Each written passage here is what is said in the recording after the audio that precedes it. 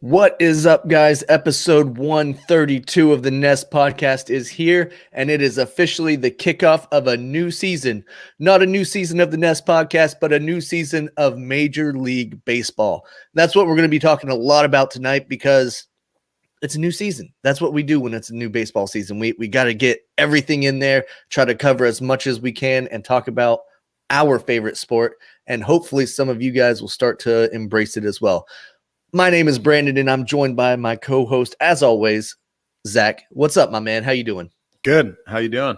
Good. I'm pumped that it is baseball season once again. But before we get into any of that, I did want to talk to you real quick about the announcement, I guess you could say, that Dana White made concerning the UFC, most notably John Jones, who hasn't fought at heavyweight yet, but he's already being declared the number one contender and is going to be fighting the winner of the Stipe Miocic versus Francis Ngannou heavyweight title fight.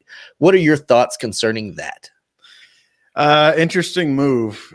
I would have definitely expected a quote-unquote warm-up fight with some other heavyweight for him to just test the waters in the heavyweight division. I guess they don't see it that way. They're just throwing him straight to the wolves. They're clearly going to capitalize on their revenue from that one because that's going to be a pretty huge fight to see. And I guess, if John wants to move up, then hey, he's been the top dog at light heavyweight for so long, then I guess he doesn't get any free rides. Yeah, I guess not. I mean, I guess he's going to be thrown, like you said, right to the wolves, and we're going to see him sink or swim in the heavyweight division. It'll be interesting to see if he loses, if he tucks tail and runs back to light heavy, or if he tries it out and tries to stick around and become a true, legitimate heavyweight contender. Yeah, a lot to take in on that one. If I were him, I don't know who I would rather face, Stipe or Francis. I mean, clearly Francis is a threat with his hands. I don't know. I don't know what John is thinking on that one. I guess he doesn't really have a say in the matter, but those are two real tough opponents for your first time out at heavyweight. Yeah, I agree. I mean, in that fight, I've got to say that Stipe's got the advantage coming in as the defending champion. He's been in this situation before. Of course, he's the man that took the belt from DC and essentially retired DC. So I think he's got the advantage. But like you said, Francis Ngannou, he swings those refrigerator hands, and then one of them lands on your chin, you're done for. So yeah, unreal. But that's all well and good that's going on. I know Kamaru Usman just defended his title. I think it was his fourth defense, and he essentially called out Street Jesus, Jorge Masvidal, after the fight. He said he wants to fight him again and finish that rivalry. We'll see what happens with that. The Nigerian Nightmare has definitely solidified himself as one of the greats in that division. So do you think that we even need to see this fight with Masvidal, or would you rather see it run back with Colby Covington? I want both eventually, and I think probably both will happen. I definitely think Masvidal deserves his shot. If you remember, his first fight with Kamaru Usman was on a week's notice or something. Yeah. He flew out to Abu Dhabi and somehow made 170. I think he deserves an actual shot. I think he deserves to have a full camp and deserves to have a chance.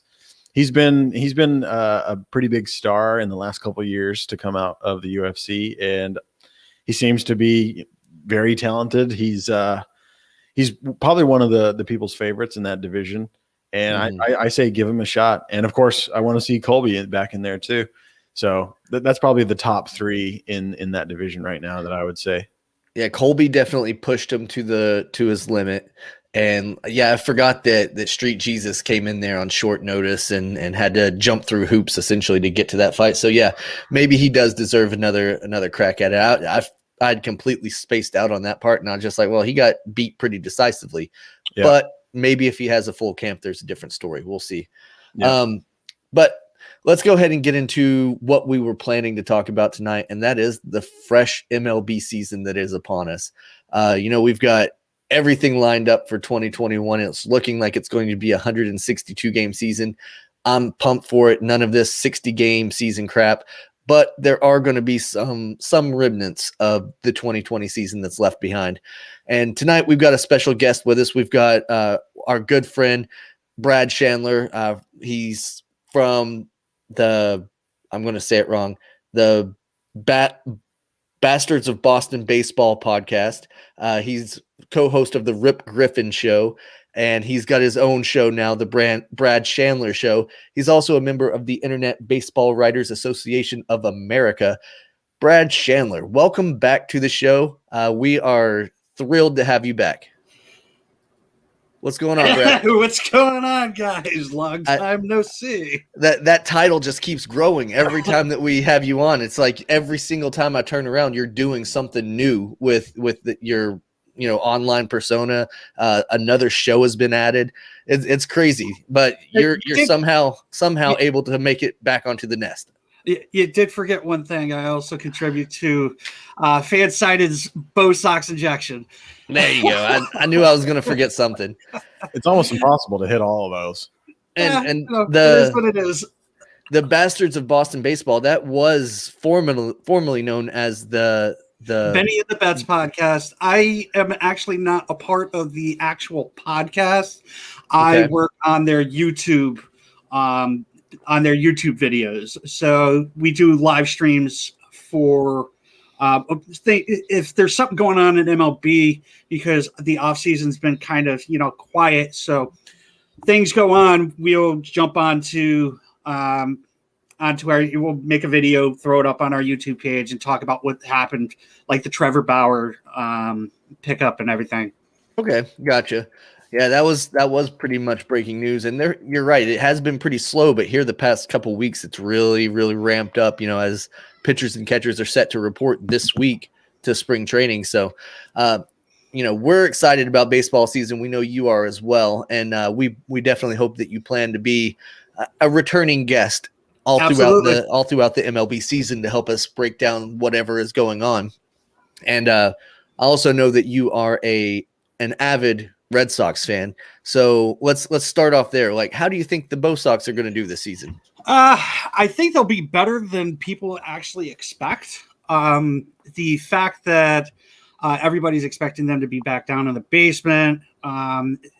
So many people are giving Bloom crap for what he did this year. He traded Benintendi. He got he's getting 5 players back in return for that. I mean, imagine if Benintendi was actually good, and what would he have gotten for that? We got Franchi Cordero. We got Josh Winkowski. I'm not sure if pretty sure he's just going to get called Ski from here on out. Possibly. Franchi is going to be like a platoon guy. He's going to be an outfielder. He'll be facing righties. It looks like Alex Verdugo is going to be moved over to center field unless something happens with Jackie Bradley Jr. He still hasn't signed anywhere, and it seems like his agent, everybody knows, is trying to get more than what he's actually worth, and nobody's going to sign Bradley Jr. for a 4-year contract. No, he's a Boris guy, right? Yes. Yeah. Scott Boris is notorious for trying to overinflate his guys and get them way more than they're worth. Well, I thought the same thing too, but then I remember that Xander Bogaerts is also a Boris guy, and he signed a pretty friendly, a team-friendly deal. So yeah, well, I mean, there's always going to be onesies and twosies. I mean, Xander is a guy that was taken from a third world country essentially and brought to the United States and given this chance. So he has that loyalty to him. But a lot of these guys that sign with Scott Boris, they sign for the big dollars, the big paychecks. I noticed you didn't mention Jarren Duran during any of your talk. That's a guy that I think could potentially limit a big signing for Jackie Bradley with the Red Sox, because we've got him waiting in the wings ready to come up seemingly. I know he was playing in the Caribbean League and sounds like he was balling down there. I believe it's the Puerto Rican League. Rican League. Okay. And he was doing really, really good down there. I've been reading up, and with the Bastards of Boston Baseball, we've been talking about Jarren Duran because a lot of us are looking to see him come up. And we were thinking, maybe there's a reason why they're not signing Bradley Jr. which that could be the reason. Jaron Duran's got the speed. His defense needs a little bit of work. He started off as a second baseman, just like Mookie Betts. But I was looking up on SoxProspects.com, and it looks like they are expecting Jaron Duran to make his debut around August. Okay, so he would be a late season call up. I believe he'll end up actually making a call up sooner, but that all depends on injuries or if something happens to one of our outfielders. Right now we have Renfroe, Verdugo, Franchi. We have Kike Hernandez. We've got Chavis who can play the outfield, which I think he'll be optioned or traded. So it all depends on what happens. And also, I know that the Worcester, the Woo Sox are trying to get Jeter Downs to learn another position as well. Yeah, because isn't he slated to be a shortstop? Second baseman. Oh, he is second base. Okay. I was going to say he needs to be somewhere else around the infield because we've already got Xander locked up long term. And now with Kike Hernandez coming in who can play second, I think he'll probably end up becoming more of an everyday player in Boston than he was in LA. So it'll be interesting to see how the team actually evolves. And like you, I think they will be better than a lot of people are giving credit for. You also got to remember, you got Kike Hernandez who can play second. You got Christian Arroyo who can play second. You got Jonathan Aruz who can play second. And they just picked up Marwin Gonzalez who can play second, first, third, in any position out in the outfield. I wouldn't put him as a center fielder, but you could put him in one of the corners. So there are definitely options. And, a guy like Alex Cora, he's going to definitely enjoy this Swiss Army knife team where he can basically plug and play in any position. I mean, he pulled all the right strings in 2018, putting guys wherever, and it worked out beautifully for the Red Sox then. Not quite the same talent level on this team, but like you, I think they can definitely make improvements on last season. The pitching is probably my biggest concern. Sure, absolutely. I think that's most Red Sox fans. That's the big concern. And, with Chris Sale not even going to be back until mid-season or so, that makes it even worse going forward. But this season can kind of just be a stepping stone to a better season in 2022, in my opinion. Yep. But this season's going to go one way or another. And the rules for 2021 are crazy. I think we need to spend some time dissecting these rules and figuring out what's here to stay, what's going, what they adopted from the 2020 season that they're implementing this year, what they are completely missing the ball on. But they are doing the full 162 game season.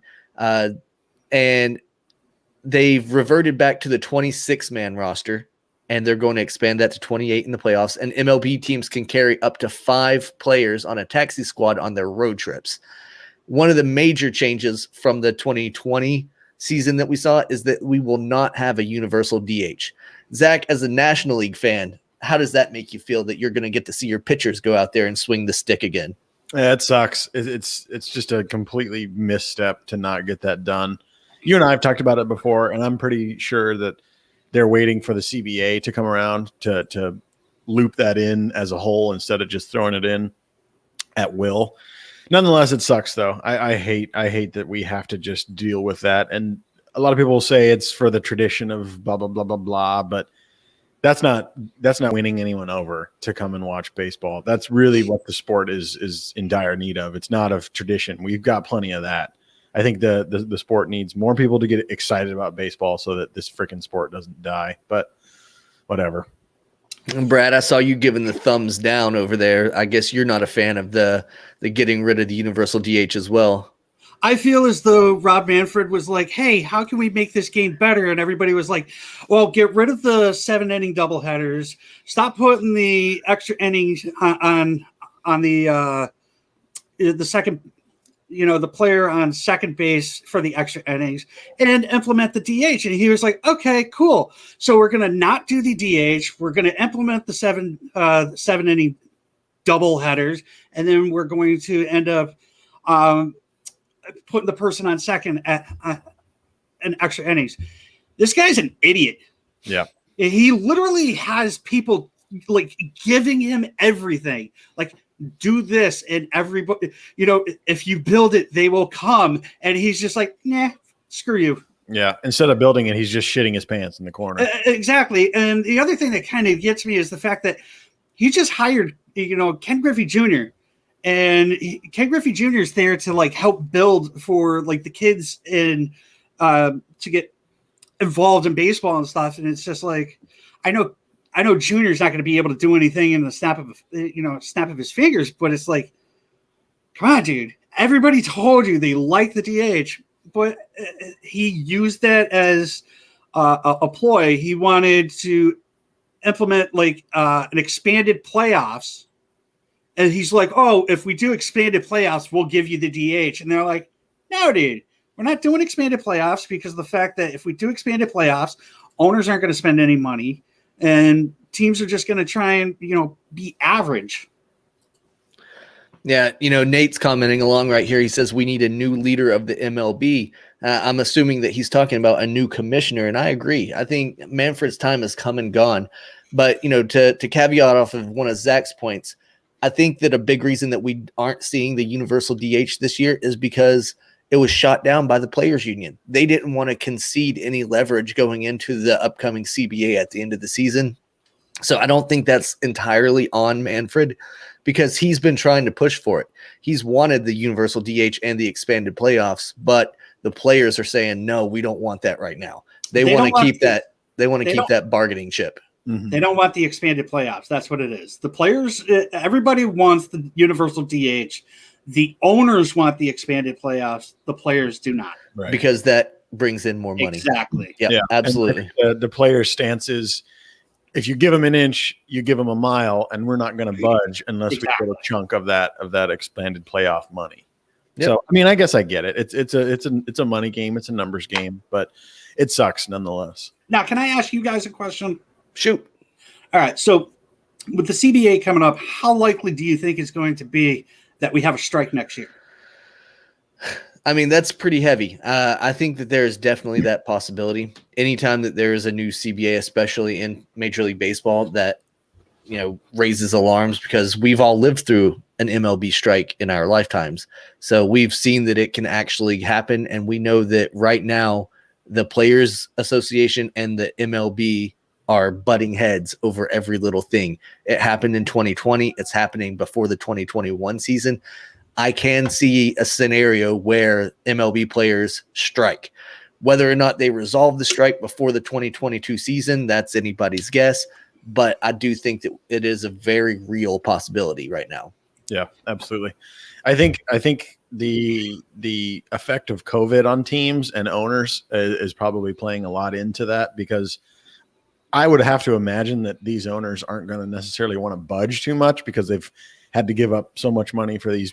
It'll be 2 years at that point with all these weird restrictions, and they can't pack the house and make the money like they usually do. So they really have to rely on like jersey sales and TV deals and stuff like that. And I think for a lot of teams, they don't have those huge deals. They have small markets. Those owners are not going to want to budge too much. So they're just going to put their foot down and kind of try to stick it to the players because they've been just so greatly affected financially by the pandemic. Yeah, I mean, unless you're the Dodgers. Right. The Dodgers, Yankees. I mean, there's plenty of teams that have a shit ton of money to play with that'll be fine with it. But I think there's a lot of small market teams that are going to be pretty tight. The Dodgers are spending like $250 million this season. They just spent $84 million on two players. Yeah, it's ridiculous.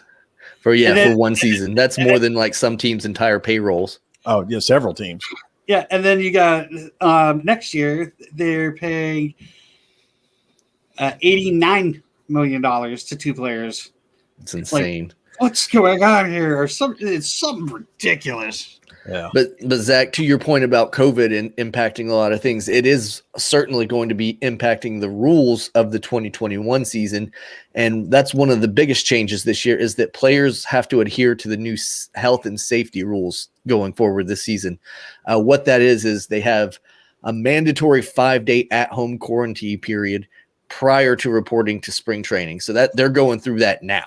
They're quarantining at home. They're mandatory, not allowed to go do anything. They're just sitting at the house. They have a 10-day isolation period for any individual that happens to test positive throughout the season. So if somebody tests positive, boom, you're on the IL for 10 days. You can't come and play. You've got to stay to yourself. Hopefully with that, it'll limit the amount of games that get outright delayed or whatever. They can bring up the taxi squad. Go ahead, Brad. Did you hear about the tracking? Yeah, I'm going to get to that for sure. Okay. The individuals that have been identified as being in close contact with a confirmed case, they'll be subjected to a 5-day quarantine. So if one player on a team gets it, he's on the shelf for 10 days, and those players that have been close to him will get 5 days. And the way that they're going to be able to tell who was close to him, like Brad was alluding to, is they're going to be wearing these little devices that track their every movement while they're playing and while they're off the field as well. Now, this is something that it's not unique to sports. The NFL did it. NFL players had to wear these things and they got used to it. NBA had to do it.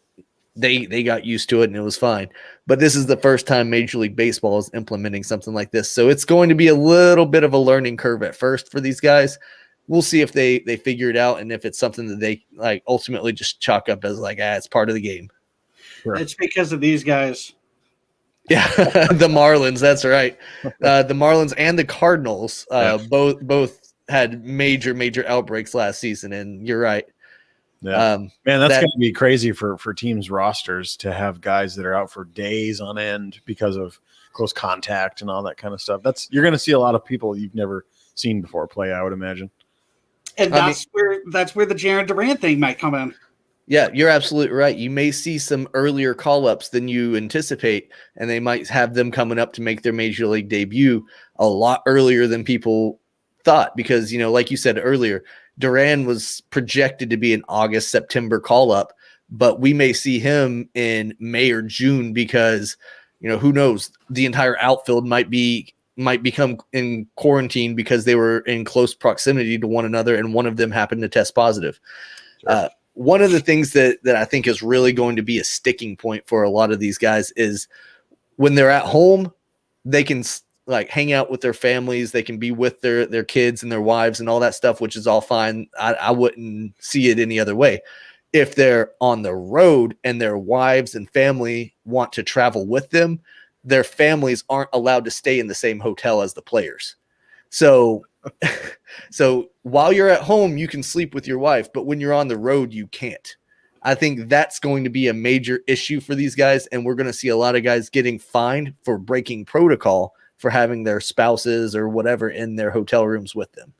I wonder how common it is for spouses and stuff like that to travel with players.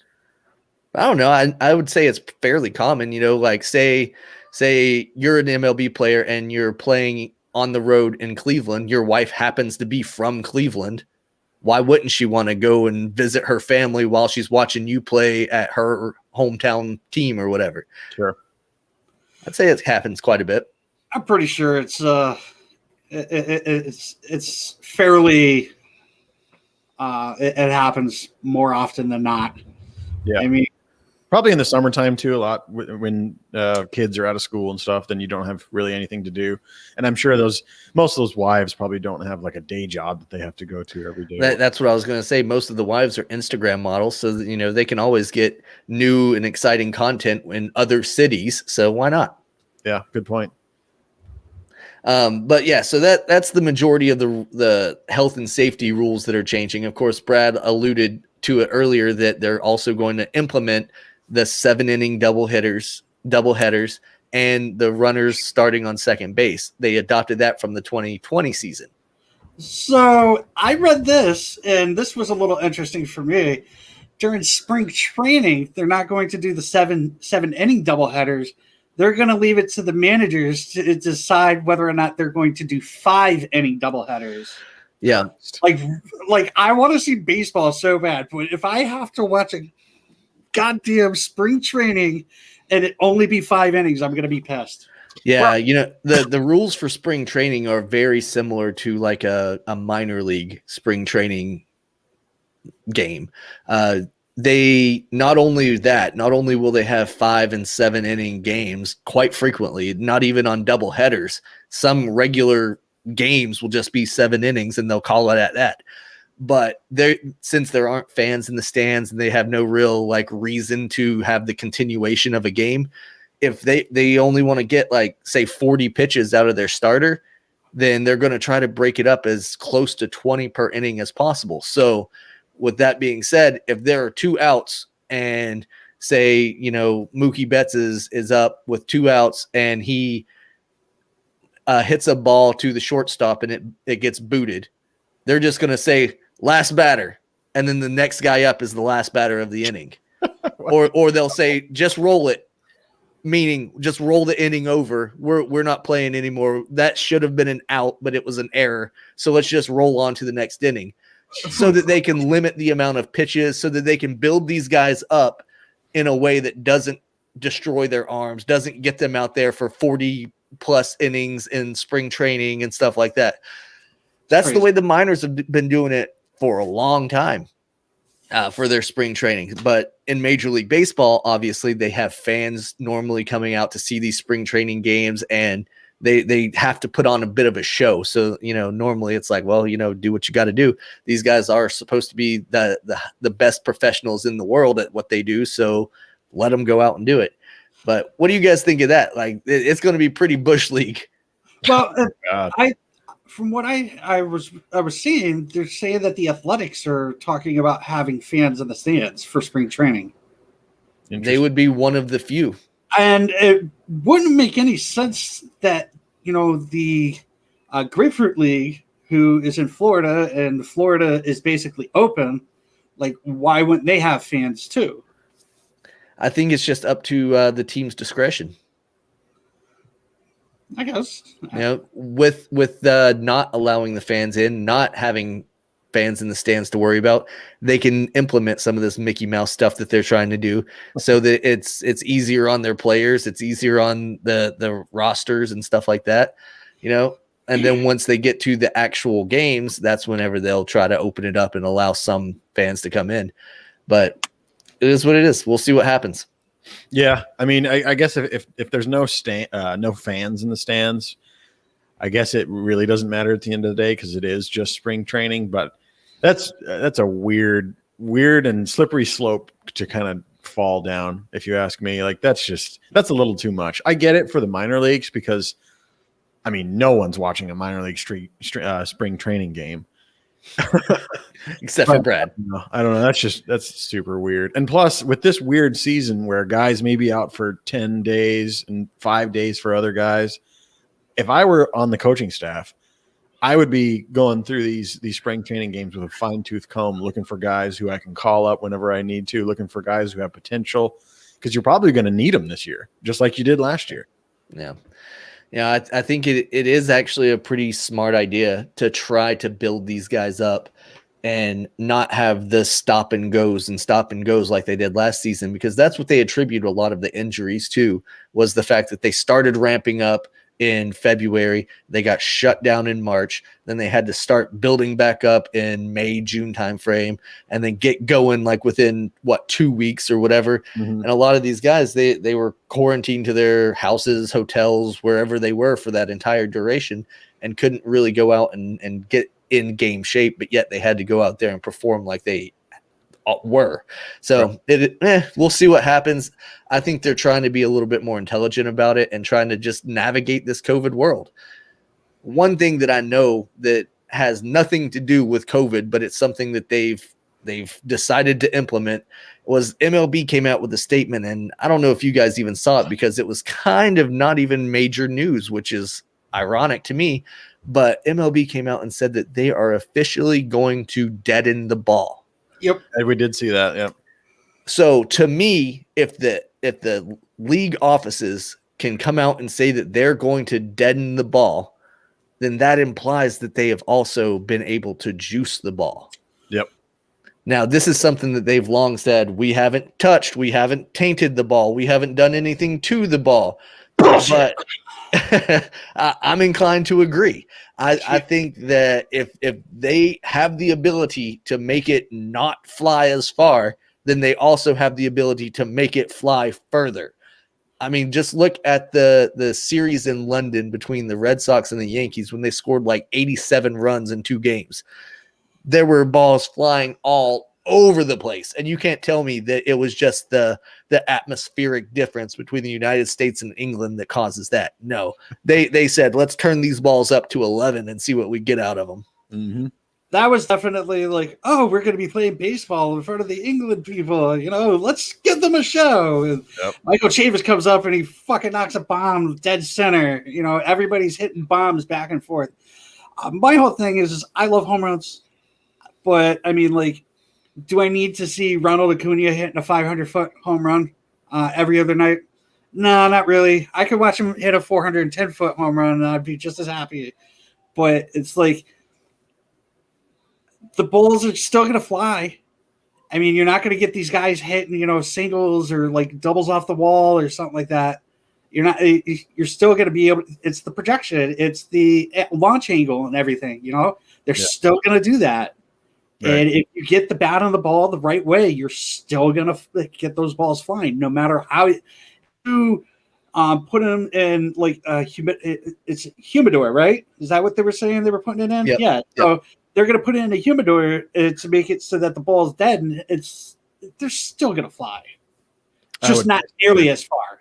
I heard someone equate it to adding like 5 feet of field to every park, so that basically like the ones that sneak over the wall would be warning track outs, and basically everyone else who can crush the ball will not have any difference. Right. That's what it's going to end up being. You're going to have a guy like JD Martinez still knocking balls out of the park, but you're not going to have somebody like, I don't know, Kike Hernandez, who's going to like hit bombs. Yeah. No, I agree with you guys, but I am wondering what it's going to do to teams like the Twins, who have been notorious for hitting 300 plus home runs and then crapping out whenever they face good pitching. Teams like the Yankees that rely on the long ball. I'm wondering what's going to happen to those. And then I'm also wondering what the long-term impact is going to be on guys who are, basically who have set the market recently because they went from being a 22 a year home run hitter to a 30 home run a year hitter. And now all of a sudden they're going to see that regression to maybe slide back down to 24, 25 home runs. And it's like, okay, that was the ball difference right there. Mm-hmm. And is that going to make a long-term impact on the economics of the game? I mean, it definitely could. Like Zach was saying, you're going to get those guys that are, say David Ortiz was out there. He's still going to hit bombs. But like a Mookie Betts, who knows? He's probably not going to hit those 30-something bombs. Mm-hmm. He's probably going to go down to like 22, 23. And if that's the case, then Mookie Betts might not win the MVP in 2018. If that's the case, Mookie Betts might not be signing a 12-year, $350 million contract. Yeah, it's weird what they're doing. The juicing thing was weird because it was like an inflated amount of offense. We knew it was just because these guys were hitting bouncing balls basically. And now for them to revert and go the exact opposite way, like what the hell are you doing here? I don't understand it at all. I thought you wanted home runs. I thought you wanted people to get excited and see offense and stuff, which I guess makes sense, but I don't know. I do not understand where they're coming from with this one. Deadening the ball, just it's a strange concept to me because like Brad said, the guys who can actually smash the ball, no problems. Guys who can hit the ball and every now and then they get one to go over the wall, those are probably going to turn into outs. Where's the fun in that? I'd rather see the guys that just barely just barely getting the ball over the fence. I'd like to see them smacking the ball, Right. But then again, I'm the type of person that still wants to see some small ball. You don't see that nowadays, right. And that was the big thing with the person on second and extra innings is like, all right, you lay down a bunt, then you smack one out to the outfield. That's basically what they wanted you to do. Mhm. And they're trying to get people to do that. And it's just not going to work. There's still games that are going to end up being 13 innings. Yeah. I don't know what's going to change the culture of baseball from the hitting point, but I don't see anything that's going to change it from being a swing for the fences, velocity, exit velocity, launch angle type culture. This is definitely not going to change that at all, in my opinion. Now, did you guys happen to see what David Ortiz said? Was it this week? I didn't. He said that baseball is getting boring. Oof. And that's from Ortiz. Yeah, that's not a good thing from somebody like Ortiz, who has a lot of notoriety and a lot of respect from around players in the league, for him to come out and say that it's boring. And I think he specifically said it's boring because guys are striking out so much and all they're doing is swinging for the fences. Now, that's all well and good, because Ortiz was, a career 286, 290 hitter, somewhere in that ballpark. So, I mean, he at least did hit for somewhat average. I'm not going to say that he was sitting there, constantly over 300 and all that stuff, but he did pretty good. But he also has 500 plus home runs. Would be interested to see of those guys that are in the 500 home run club, where he ranks as far as strikeouts, because I know he struck out probably close to 2,000 times in his career. I would put it past him. Yeah. So. I mean, I get it, though. I get where he's coming from. He was kind of maybe a little bit more of an outlier in his day than there are today. I mean, everyone who's a star basically is that kind of player. I just feel like the shift was the thing that hurt him the most. Yep, absolutely. Yeah. Right. The overuse of the shift really did kill him, and his inability to start poking the ball the other way. If he would have been able to take that outside pitch and just sling it down that third base line, his on-base percentage would have been through the roof. His batting average would have been through the roof, but he tried to pull everything and he tried to crush it all. So it is what it is. That's a problem with a lot of guys in baseball today, is they don't really know how to use the field to their advantage. Yep. Maybe we'll find that guy one day. Yeah, I mean, honestly, all it takes is a guy with a crazy amount of talent that can do it all, that starts doing that and maybe shifting the culture to that. I don't know, but it's going to take some sort of superstar guy to do that, and for people to catch on and be like, hey, that's a pretty cool way to play baseball. Instead of just pulling every single ball, he launches some that way and it actually works. Cool.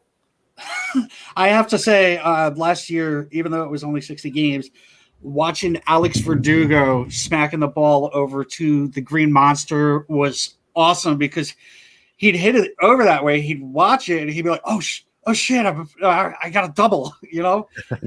He'd start running. He's like, I didn't expect it to go that way, but hey, I'm going to run.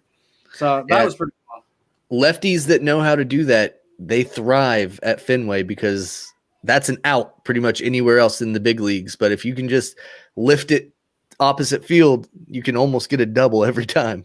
Right. So it'll be interesting to see. And Brad, we'll have you back on plenty this season to talk about how the Red Sox are doing, if our prediction comes true that they're better than a lot of people think, because most predictions have them finishing 4th in the AL East, and I've got them a little bit better than that, but we'll see what happens. Yeah, we'll definitely see what happens. I will be more than happy to come on. Give me a heads up. I can clear my schedule. Awesome, sure. Man. We appreciate you coming on tonight, and let everybody know where they can find you and all of your shows. Okay, well, you can find me at the Rip Griffin Show on Twitter. You can find me. I do the Bastards of Boston Baseball on YouTube. You can follow them on Bastards_Boston. You can follow me on Twitter at BRS Baseball 83. And I also do a music show, which is called the Brad Shanler Show. And you can find that on Twitter. The podcast is also on Spotify, Anchor, yada, yada, yada. Anywhere podcasts are available, pretty much. I'm not sure if it's on Apple yet, but it's there. It's there. It'll be there. Just search for it. You'll find them. The name Brad Shanler has gotten pretty popular on the internet these days. So just type it into Google and you'll find some stuff. Google Brad Shanler, you'll find it somewhere. You might not find something I want you to find, though. Uh-oh. Right, don't tempt our listeners. All right, man. We appreciate you coming on. We'll catch you next time. All right, take it easy, guys. See you. That was Brad Shanler, everybody. Thanks to him for coming on. He's always a good guy to have on whenever we're talking baseball because he lives and breathes this stuff. Yeah, absolutely. One thing he doesn't know much about is the sport of football, though. So that's why we kind of have to wait till he's not around to start talking about that. And one of the things that I wanted to pick your brain about, Zach, in the world of football is what is going on. I said it like that because J.J. Watt, famously of the Houston Texans, just got cut. And it sounds like he went into the office and asked for his release and they granted it to him. But what does that mean? What does that mean for the Texans? What does that mean for the city of Houston, who has seen J.J. Watt, George Springer, Russell Westbrook, James Harden all decide to leave town in the past year? And then, oh yeah, Deshaun Watson wants out too. Is the entire city of Houston paying the price for the 2017 Houston Astros? It seems to be the case. I mean, they say that karma's a bitch, and my God, it is coming around full circle. Another huge mistake for the Texans organization, in my opinion. If I were the GM or whoever made that decision, I'd say, I get your concerns. We're going to see what we can get in a trade, and I'm not just going to let one of the best defensive players go for nothing. Mm-mm. That was just ridiculous. I mean, I get it. They're probably doing him a huge favor, but that's just not good for your organization. Yeah, anytime that you have one of the best defensive players in the entire league just depart your team, even if he's aging, even if he's a little bit older, that's not a good look. And, now the options are pretty much endless for him because he's an unrestricted free agent. He can go wherever he wants. And pretty much everybody wants him because he's that caliber of player that he can benefit any team out there. With that being said, where do you think J.J. Watt ends up? And, do you think that's automatically, a championship contender at this point? If they can afford him, the Steelers. It seems like he wants to play with his brother, but that's going to be tough. He's going to either have to play for peanuts or they're going to have to move some stuff around because it seems like Big Ben is coming back and he's on the hook for a good chunk of money. And I don't know if it's a good move for them to just to give an aging J.J. Watt a whole crap ton of money. But I think that's where he would want to go. I think he could fit in damn near anywhere. I personally would love to see him on the Browns on the opposite side of Myles Garrett and just try to tear up that defense. Oh man, but that'd be awesome. Don't know if they'd be willing. Don't know if he would be willing. Who knows what the negotiations or whatever are going to be like for that. But yeah, I'm thinking that he wants the Steelers to play with little bro. The Browns is something I haven't really considered. That would be pretty intense to see Watt and Myles Garrett, both of them coming at quarterbacks at the same time. Yep. The Steelers, as cool as it would be to see the three Watt brothers on the same team, I just don't think they'll be able to afford it. They're on the hook for Big Ben for $40 million this season. That's a huge cap hit. Mm-hmm. And, that's like what, maybe a sixth of the total salary going into the season. So that's quite a bit. I don't think that, JJ Watt has all the money and he's not really going after money. He's basically chasing a ring at this point in his career. Sure. Would he get it in Pittsburgh? Maybe. But I don't know if he would be willing to take that much of a pay cut just to go to Pittsburgh and play with his brothers and potentially get a ring. Yeah. It would be crazy to see the two Watts coming at guys just like it would Myles Garrett. But I think there are some better fits out there. Yeah. And the defending Tampa Bay Buccaneers, they're going to have some holes to fill on their defensive side of the ball. And if you're chasing rings, why not go join Tom Brady, who is notorious for collecting them? They've got Levante Davis, Shaq Barrett, and Ndamukong Suh, who are all free agents on the defensive side of the ball in 2021, they're going to have a need for defensive ends. Why not go and pay the guy who's the best out there? Oh yeah, and by the way, they're defending champs, so they're primed and ready to do it again. Absolutely. I could also see the Titans emerging as a favorite to sign them. They've been on the precipice of making it to the AFC Championship game and potentially a Super Bowl for a little bit now, and they've got a pretty good offense going for them. It's also a chance to stick it to the Texans because that's a division rival there in the AFC South, and the Titans defensive coordinator was an assistant coach in Houston back in 2016. So maybe there's some kind of rapport there between the two. Who knows? That would be interesting to see. But if I'm putting money on it, if I'm a betting man, I'm going to say that he's going to end up on the Green Bay Packers. A Wisconsin boy going home to try to win a title in Wisconsin, bring the Lombardi back to where it was originally, issued or whatever there to, the fans there in Green Bay. And, Aaron Rodgers is still doing the damn thing. He's still capable of leading a team offensively to the title game. He just hasn't been able to get over that hump, mainly because the defense has always let him down in the NFC Championship game. It's also worth noting that J.J. Watt is 32 years of age, the same exact age as Reggie White when he signed with the Green Bay Packers, and that worked out pretty well for the Hall of Famer. Nice. I think if he's ring chasing, the Bucs are a great place to give it a shot. Like you said, Tom seems to just collect them for no apparent reason. I think it'd be a little tough for him to win one in Green Bay. I think it's definitely doable.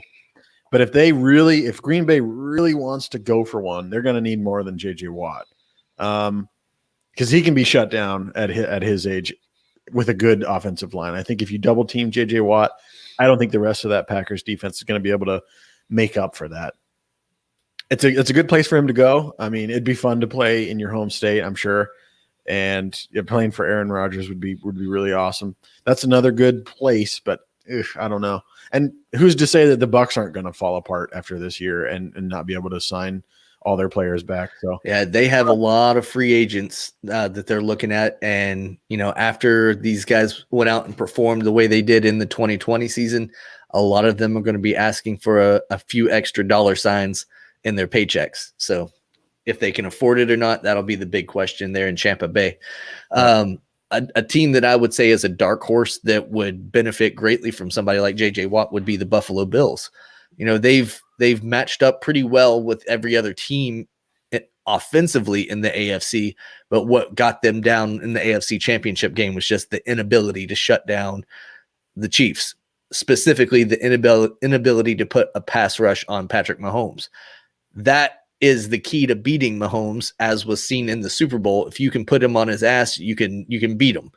And, what better way for the Bills to make a statement that that's what they're going to try to do is build a team that can go and get them than to go out and get somebody like a J.J. Watt. Sure. So could that be the type of signing that would put them over the top in the AFC? Yeah, that's a huge piece for them. I think if they can pick up that kind of that player, that pass rush type player, and a solid running back and actually use them, then they are very dangerous to the Chiefs in that AFC Championship game come next time, which I think they'll be back in it. Yeah, I mean, JJ Watt's got some good landing spots if they're willing to play ball, if he's willing to probably take a little bit less than he may be used to. I wonder what his bare minimum is for like a year's contract, maybe 10 million or something around there. Oh, I don't even know. I couldn't even venture a guess at that. I don't know what he's getting paid now, to be honest. I don't either. So, I would have to think if he's really out there to try to grab one, then I would take a significant pay cut just to make the odds of you getting to the Super Bowl that much better. Yeah, absolutely. I would too. And I mean, like I said, he's already made his millions. He's sitting on tons of money. I'm sure his wife is a professional athlete in her own right, so they're not hurting for money. Right. We talked about earlier, a lot of these guys marry Instagram models. He married an athlete. So right. And JJ Watt has a job in the commentating booth or somewhere just immediately lined up for him as soon as he retires. Yeah, he's going to be around the sport for a while. Yeah. But, that is going to be something to watch in the offseason. And something else that we can be watching all offseason long are these notable free agents that are out there. We're going to see a lot of guys jumping ships and playing for different teams next year. And there are some big names that are currently listed as free agents. The top of the class as far as quarterbacks is concerned is Dak Prescott. Right now, he's actually listed as a free agent because he has yet to sign a deal with Dallas, and he's yet to have the franchise tag slapped on him. I understand that he's likely to get one of those by the Cowboys before the end of free agency, but what if he doesn't? What if the Cowboys just let him walk? Where could he end up? That's going to be a big question that we're going to answer sometime in this offseason. Other notable free agents at the quarterback position is Mitchell Trubisky, Cam Newton, Andy Dalton, the backup in Dallas, and Jacoby Brissett. Some of those guys, they might be at the end of their rope as far as, finding a new squad, or they might go and be a second, third stringer. But some of these guys, they still think they can be starters in the NFL. So it'll be interesting to see where this whole quarterback carousel ends up this season, because, on top of the free agents, we've got Russell Wilson that's potentially moving. We've got Deshaun Watson that's potentially moving. And then all these guys that are going to be coming in from the draft are really going to make up the new landscape of the NFL. Yeah. Specifically speaking about Dak Prescott, it'll be super, super interesting to see what happens with him. I think the smart move is to try to get him the franchise tag again. And I wonder if he'll be game for it again. I mean, from a normal person's standpoint, it's pretty cool that he got paid $30 million and got to sit home and nurse a broken ankle. But from his standpoint, I'm sure he's looking to just max out, get a huge deal going. And I don't know if he's going to just sit there and play ball with old Jerry Jones until he decides to do that or not. I wonder if he's just going to say, if we don't have a deal, no franchise tag, I walk, I'm a free agent, and I go just play the field and see what's out there. Unfortunately, I don't think it's up to him whether or not he gets the franchise tag. If he doesn't sign it, he just doesn't play this season. Okay, so he's not like a full-fledged free agent. He's not unrestricted unless they don't offer him the franchise tag. Okay. If the franchise tag is on the table, he has to either take it or he can't play. Gotcha. And that could be something that we see is, he not want to take the franchise tag, and then he opts to sit out for the season or whatever, and then test unrestricted free agency next year. But that, I think, would be detrimental, because then at that point you would not have played for a year and a half. Yeah, off of this injury. So that's going to leave way too many question marks. So I think he's going to try to get out there any way possible, but I know he still wants that big term deal. Right. There are quite a few running backs. We really haven't talked too much about the running back free agents out there, but Aaron Jones, 1,000-yard rusher from the Packers, he's a free agent. Kenyon Drake, Todd Gurley, Mark Ingram, Leonard Fournette, James Conner, all these guys could end up playing somewhere else next season. James Conner not being on the Steelers roster, who are they going to rely on? Are they going to, bring him back, or are they going to rely on somebody like Benny Snell and draft a rookie running back? These are questions that are going to have to be answered before I think guys like J.J. Watt are ready to settle on a team, because if they truly are ring chasing and you've got a bunch of nobodies on offense anymore that aren't going to be able to score the points, I don't care how good your defense is. If your offense sucks, it's not going to end up very great for you. Yeah. But we'll see what happens with all that. And then we've got some big name wide receivers that are free agents: Allen Robinson, Chris Godwin, Kenny Golladay, Antonio Brown, Juju Smith-Schuster, AJ Green, Corey Davis, a lot of big name guys. I'm hoping that one or two of those guys find their way to New England, because it would be great to actually have some solid wide receivers there for whatever quarterback the Patriots end up with. But we'll see what happens. Right. I fully expect Chris Godwin to be on another team. I think he's going to go try to get a big paycheck. And yeah, it'll be interesting to see what happens with Juju. Is he going to go with the Steelers, and is he going to just stay there, or is he going to kind of do that same thing and try to make himself appear bigger and better than he is. All kind of up in the air at this point. And will the Steelers even be willing or able to offer him something? That's what I was going to say. If I'm the Steelers, I don't really want him back. No, absolutely not. I don't need that BS drama that comes with him having his little TikTok stuff and not really being that great. That's what I'm more concerned about. You can have TikTok all day long if you're performing on the field, but if you're not doing what you're supposed to do, and that's be a wide receiver in the National Football League, then you have no business on my team. Yeah. And the last thing that I really wanted to cover tonight and talk about was, we have to end our show tonight on a little bit of some somber news. It was reported just a few hours ago that 3-time Pro Bowler Vincent Jackson, who famously played for the Chargers and most recently the Bucks in 2016, was found dead in a Tampa hotel. He was 38 years old. I haven't seen a cause of death yet, but the early warning signs are there that it might be something that has to deal with, maybe substance abuse or mental illness or something like that, because 38-year-olds typically don't just drop dead. Sure. Especially in a hotel room. That's always kind of odd setting for that kind of thing. Yeah. So yeah, our thoughts go out to all of his friends, family, former teammates, stuff like that. And it sucks but that is the nature of the business is, these are people too. They deal with real emotions, real issues, just like everyone else. They just happen to have a little bit more fame and notoriety to them. Yep, absolutely. So it sucks, but that's it. You have anything else you want to add tonight, Zach? I have one little piece of Cardinals news. Jack Flaherty won in arbitration against the Cardinals. He's going to get paid $3.9 million. And the Cardinals were trying to get him 3.4.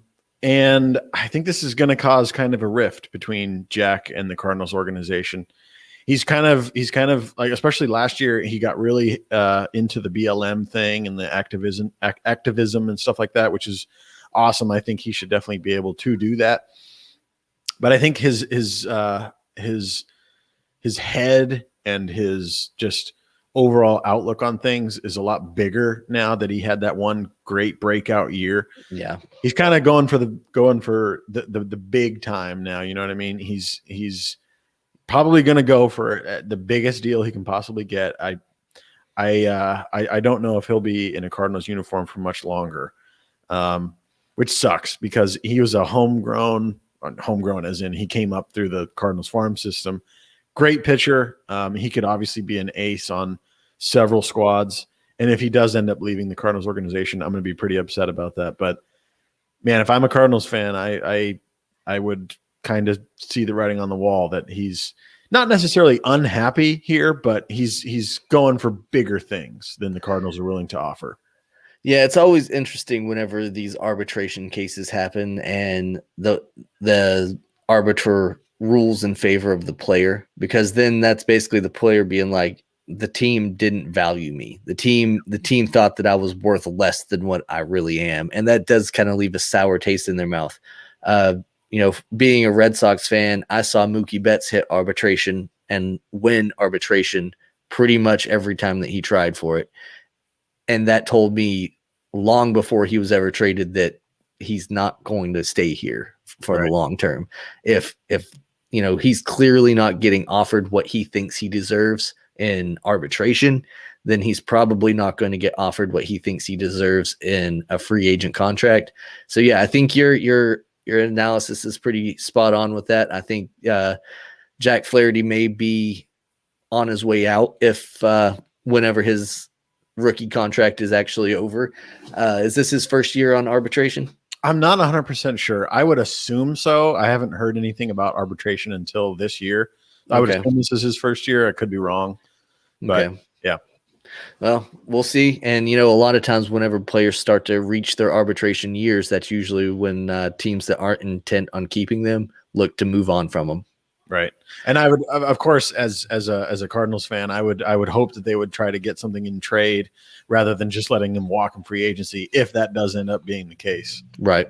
That's usually the best case long term for your team. I mean, look at, Mookie Betts. We kind of knew that he wasn't going to to stay in Boston. So they traded him, ended up getting Alex Verdugo, who's going to be there for the next, 4 or 5 years, plus a little bit extra coming back on that deal as well. So we'll see. We'll see what happens with it. I'm hoping for the best for your Cardinals and ultimately for Jack Flaherty, because I think he's a guy that he can go out and get it done, and he's got quite a cool story behind him as well.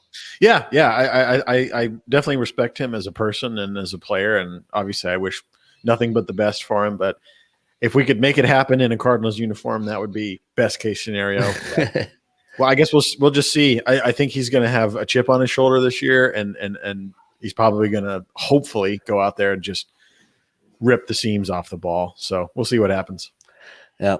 All right. Well, if that's everything, then we appreciate everyone who's been watching along and commenting along. You guys are always welcome to jump in our comments, talk to us while we're talking. We love to see you guys out there. I want to remind everybody that we have a store on shop.spreadshirt.com/nest. And we just uploaded a brand new design today. It's to kind of put our stamp on the MLB season. See what I did there? I did. For those of you that are watching, I'm going to pull it up so that you can actually see it yourselves, and then maybe you'll get the pun that I just made. But for those of you that are just listening on the podcast, then you'll have to go out and actually try to find it yourself. So there's the new designs right there, everybody. So go out, grab you a shirt. We've got men's, women's shirts. We've got stickers out there. We've got water bottles with the logo on it. So go out there, get yourself something nice for the MLB season. And we'll be back here next week on Monday night for the Nest podcast. And we will be doing the first part of a 6-part series where we're going to be breaking down each division in Major League Baseball. And I think next week we're going to start with the defending champs in the NL West. So that'll be a good one. Talk about the Dodgers and the Padres. See who we think is ultimately going to walk away with that division this year. So tune in then, and we'll see you next week. Peace.